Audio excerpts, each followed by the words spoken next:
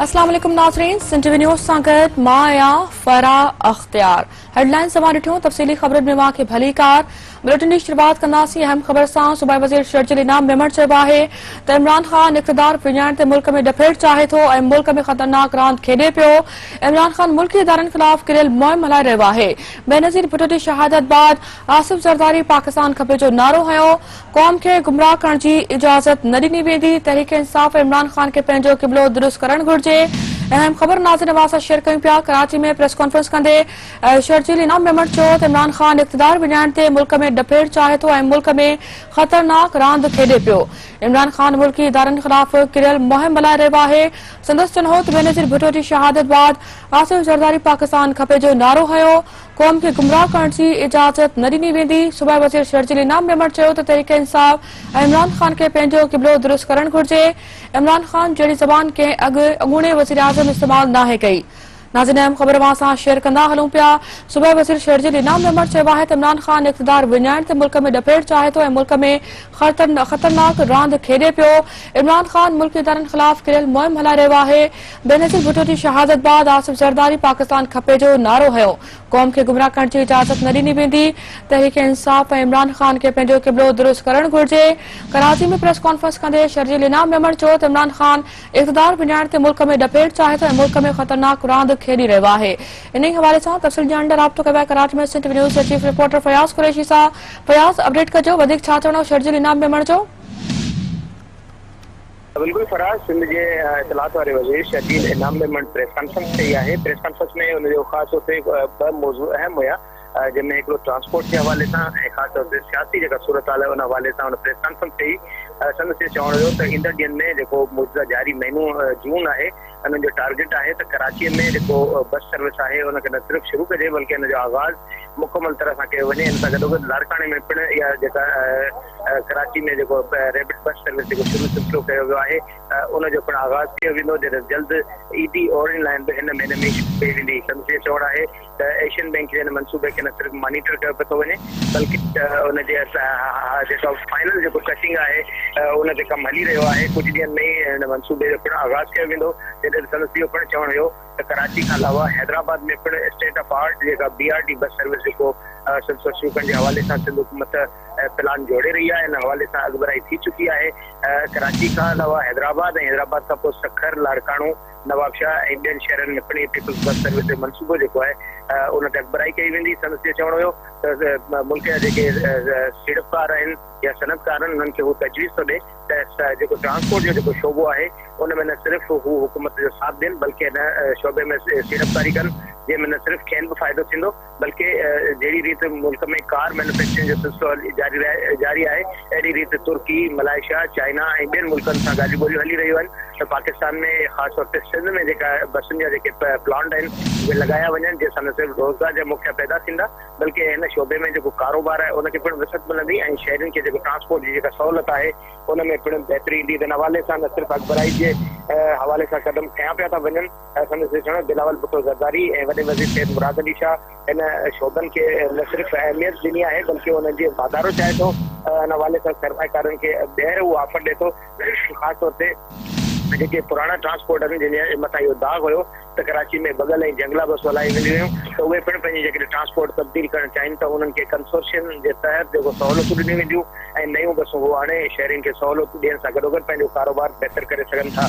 त बुनियादी मौज़ू हुयो संदसि ट्रांसपोर्ट जे हवाले सां ऐं ख़ासि तौर ते मुल्क जी जेका सूरत हाल हुई उनजे इमरान ख़ान ऐं PTI जेके कारंदा आहिनि जेका मुल्क जी जेका सूरत हाल आहे हिन ख़तरनाक सूरत हाल इख्तियार करे चुकी आहे त उन हवाले सां उन ज़ख़्म ते लूणु बुरकण वारी सूरत हाल हूंदी।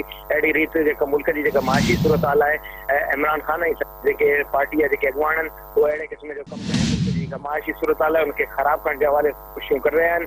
ख़ासि तौर ते सोशल मीडिया ते मुल्क जे ख़िलाफ़ मुहिम हलाई थी वञे ऐं इदारनि जे ख़िलाफ़ अहिड़ो कुझु ॻाल्हायो पियो थो वञे जेको माज़ीअ में तसवुर न थिए करे सघियो त हिन मुल्क में अहिड़े क़िस्म जी जेका बयानबाज़ी आहे उनजो बि सिलसिलो हलंदो।